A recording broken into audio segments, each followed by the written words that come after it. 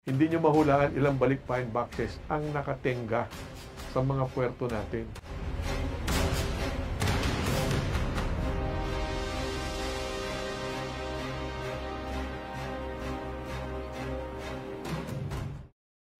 Hindi nyo mahulaan ilang balikbayan boxes ang nakatenga sa mga puerto natin. Still guilty of this. Pero hindi kasalanan lang ng BOC ito. No? Yung pong ating mga OFWs na nagpapadala ng balikbayan boxes.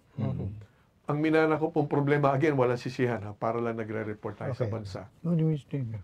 Hindi po nare-release. Ibig sabihin, hindi nakakarating dun sa kanilang mga kamag-anak. 22,000 boxes. I mean, is it a monthly basis or yearly basis? Yan po yung aggregated na ipon. Pero ganito po, I have to explain this. Kaya kailangan natin ayusin ito. We will address this very soon. 22,000. Ang problema po dito, sana'y may nakikinig sa ating mga OFWs, ano? Yeah. Ang problema po rito, we found out, kasi una nagalit ako kagad, siyempre ba't ang dami?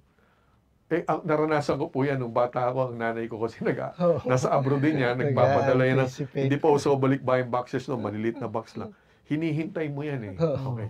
So yung 22,000 boxes na may-ari niyan at yung mga naghihintay dyan, galit. Kanino? Sa BOC. Pero ang nangyari pala dyan, yung mga, ang tawag po doon, consolidators from abroad. Not everyone. But there are some consolidators from abroad sa iba't ibang bansa. Kukunin nila yung balikbayan boxes, ilalagay sa containers, kikita sila, merong bayad dyan, $100, $120, depende.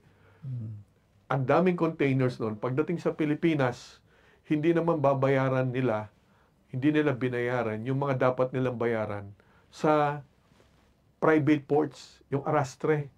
So natural, hindi i-release ng arastre yun. Pag hindi ni-release ng arastre yun, ma-abandon na yun. And then, hindi rin nila binayaran yung mga taxes. Pero pag tinanong nyo sila, bakit wala yung mga balikbayan boxes sa mga bahay na dapat pagdalan? Ang sinisisi, customs.